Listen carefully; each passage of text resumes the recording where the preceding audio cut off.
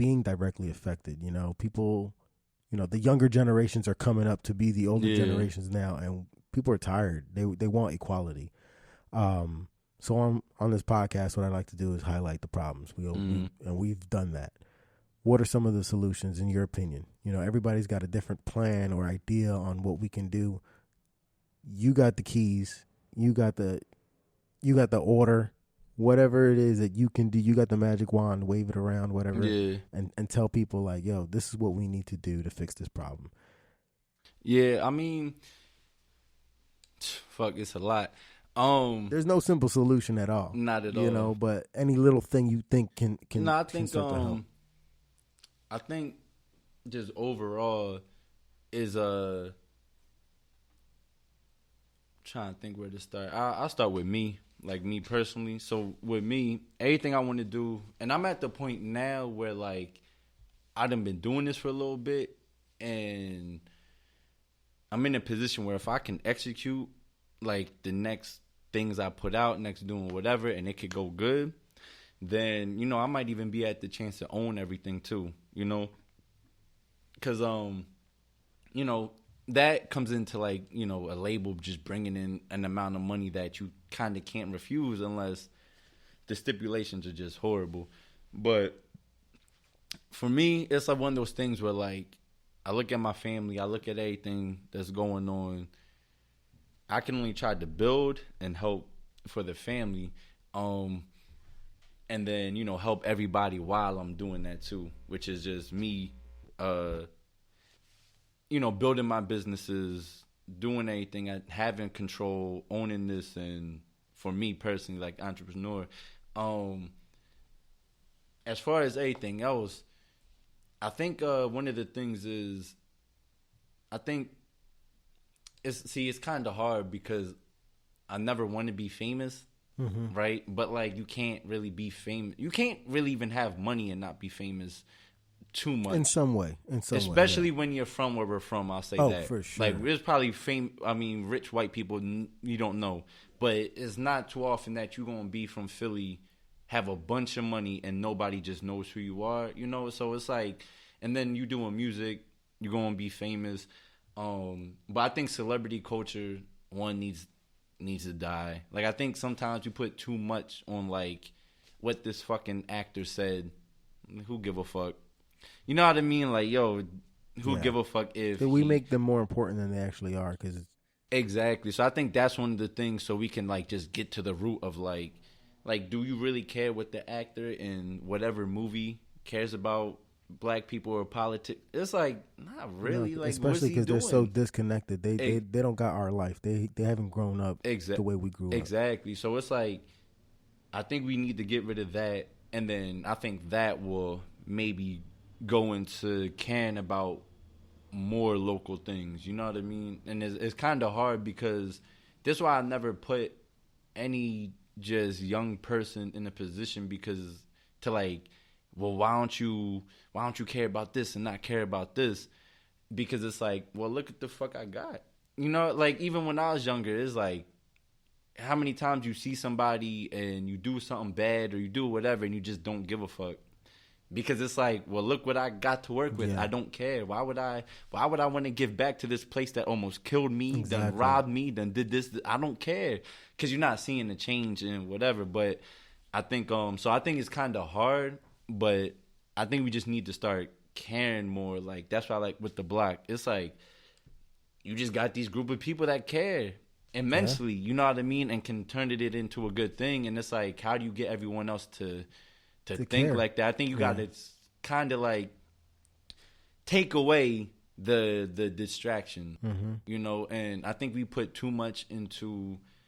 It's kind of hard not to because these politics are on the main stage, so the local ones don't really get too much light because it's kind of harder to keep track of. Well, this is every 4 years, and then this one's every other. You know what I mean? Yeah, so it's like it's a lot. It's a lot of information, especially when you feel like you've been and you have been, especially in our area, in our neighborhoods, underserved, underrepresented. Exactly. And like you said, this is what I got to work with.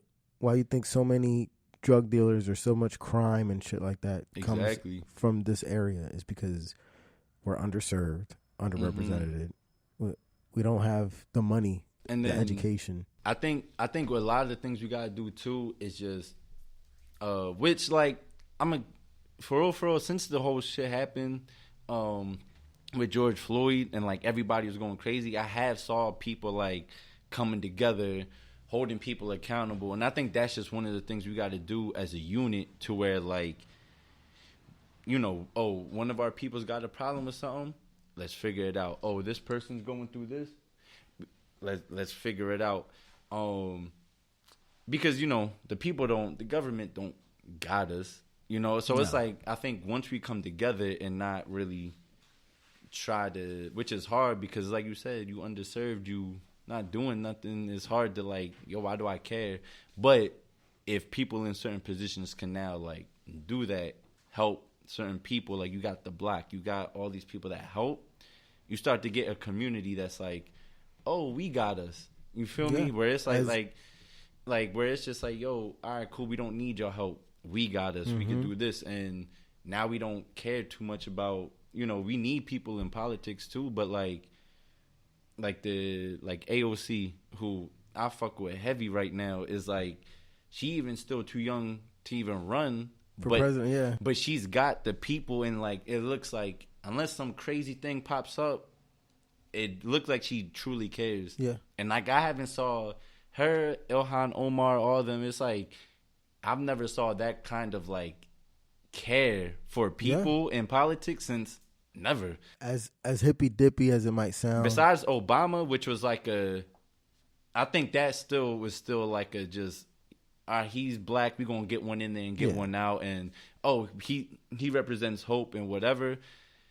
It still wasn't this level of care that I see from like AOC on her story 100%. And talking about this and talking about the healthcare and all the people that is crazy. So it's like, I think we reached the time where people waking up. We can now get on a fight for like, okay, let's push these people in this direction. Let's push, as you see like entrepreneurs and people like, oh, we going to buy Black and we going to buy this. So you see in this little push, the community coming together to do things. Yeah. And it's like, that's why I don't like but it's still hard because you can't break the mindset of everything.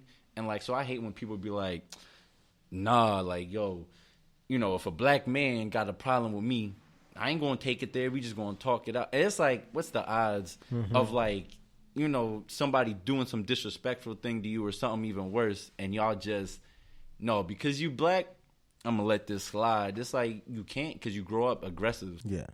So you could break it. You could say what's going to happen in that situation, but nobody ever knows. Exactly. Until that so it's like, comes around.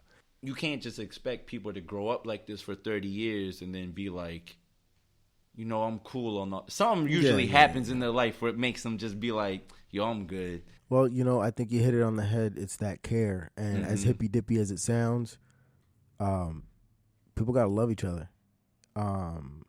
Once again, if it affects you directly, then that's going to hit you at home the hardest. And that's what we got to focus on.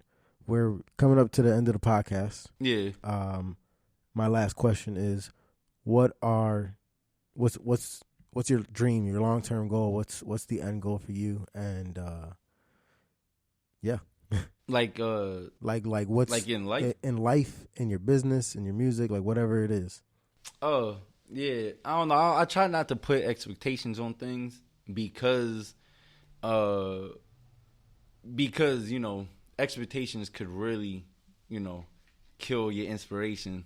Because, you expect something's going to happen. When you don't meet them. Yeah. And it just fuck everything up. But nah, like I'll just say like one of the dreams I have is, if everything going right, it's not even like a super wealthy thing. Like I want all that comes with it. But right now my mind's really just, so I got one brother that's, supposed to be coming home in October. So if everything's good, he'll be home. And so I have another brother that's doing time, and he about to do a lot of time. But we got an appeal going on.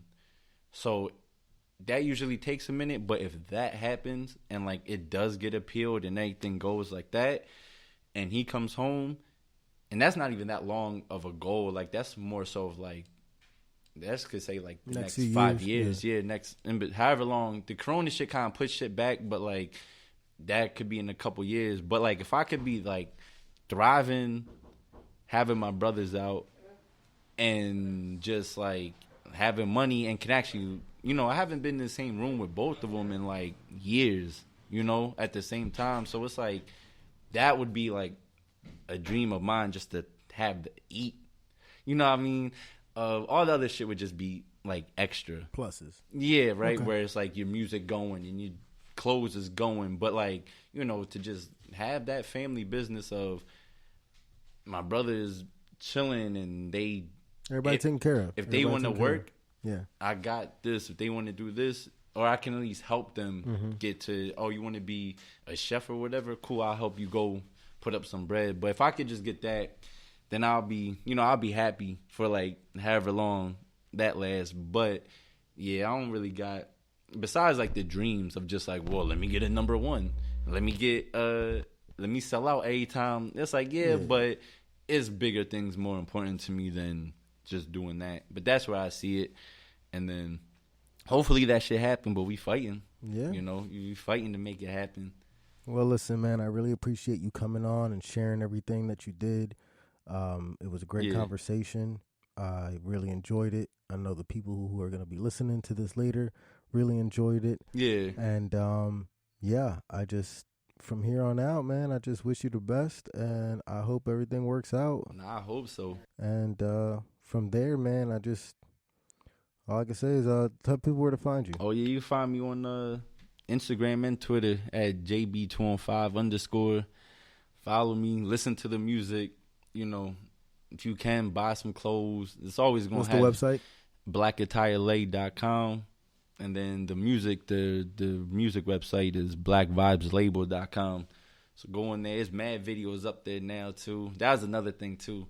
Like, I had never put out videos, so I was like, fuck it, I'm going to put out mad videos. So it's a bunch of videos going off now, like, that you could just watch, check them out. Yeah. Cool. Well, it was a pleasure, bro. I hope to have you on later on and give us an update on everything that's going on. Thanks. Whenever you slide back, just let me know. Absolutely. All right. And that is the end of our show. Hope you enjoyed and got a little background on who Josh is and why I had him on the show. I like talking to real authentic people, and I truly believe Josh is one of those few genuine people that shares his unfiltered thoughts. Not a lot of people do that. And, so for that, I hope you can appreciate the honesty, even if you don't really agree with him. Since my last trip to Philly, I got a good bank of material, and I haven't really gotten the chance to fill you in on the positive news that's currently going on in the world. But not to worry. Good news is if you missed those quick little shows that I used to do, stay tuned for next week. I will be starting to add quick and small stories before the next interview for your pleasure and to keep you up to date on all the positive news going on in the world. So from here on out, I really plan on having guests for the duration of this podcast for however long it goes. I want guests every single show, and I'm constantly working to bring you good content. That is until I can't come up with any more guests. So that's another thing you can look forward to. As always, I encourage you to interact with the podcast and share it with friends and family so we can get more positive stories out into the world. Change some attitudes from, doom and gloom to happy and positive, at least a little bit of a glass half full outlook. And if you enjoyed this podcast and want to learn more about Josh, be sure to check out the show notes where you can see the list of links and information on how you can find out more about him. While you're there, be sure to subscribe, leave a rating and a review so we can climb the charts on all the podcasting apps. And if there is any positive news stories going on that you think is worth sharing with the podcast and the folks who listen, hit us up on any of the following social media platforms. For Facebook and Instagram, we are at Limelight Highlight. Our Twitter handle is LL_highlight. And if you'd like to leave us a message, you can do that through limelighthighlight@gmail.com. Like I said, I hope this podcast has left you feeling inspired and positive and maybe want to do something to help your neighbor, no matter how big or small. Always remember, one act of kindness can make a world of difference. So, with that being said, tune in next week for another great interview where we have Buddha on the show, who's also known as the mayor of Frankfurt. If you know where Frankfurt is in Philly, You'll be glad to hear this one. So,